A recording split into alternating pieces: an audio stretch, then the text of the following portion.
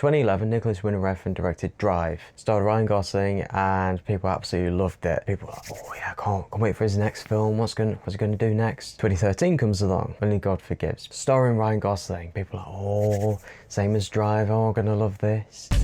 If the tables were turned, your brother would have found your killer and brought me his head on a platter. People are expecting Drive 2, it's going to be great, it's going to make everyone happy, it's going to smash all these records. And the trailer dropped and it was an absolute banger.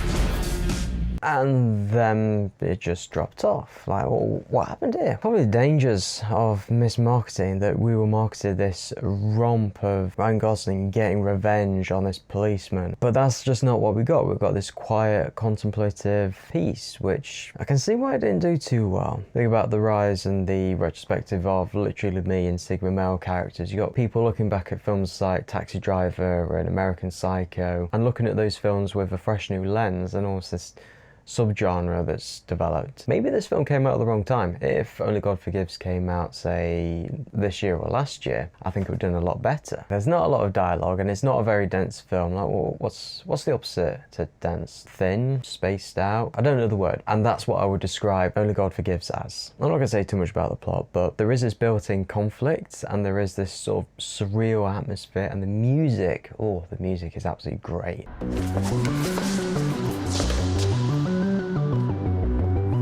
People nowadays are more accustomed to things not like actively happening. It's not like the jangling the keys in front of an audience like, here, pay attention, pay attention. Audience can just sit back and just relax and just give them time to process what's happened before. You know, you got these boomers that are going, oh, kids these days, ADHD, attention span, TikTok generation, blah, blah, blah. Personally, I don't believe it. I think it just depends on the person. It's not like a whole generation thing. And if it is a thing, it's not the fault of any one thing. I think it's more indicative of a deeper problem in our society. Is it a perfect film? No. Does it deserve the hate that it got? I'd say no. Apparently it got booed at Cannes, which, I mean, I don't really care what they say anyway, but at the same time, it's a bit rude of them. And there are far worse films out there. It may not fit your expectations, it may not satisfy the appetite that is whetted for you, but at the same time, like, the film has its own goals and I feel like it met them. So for that, I'd say this film is a good film and I recommend you check it out. Have you seen the film?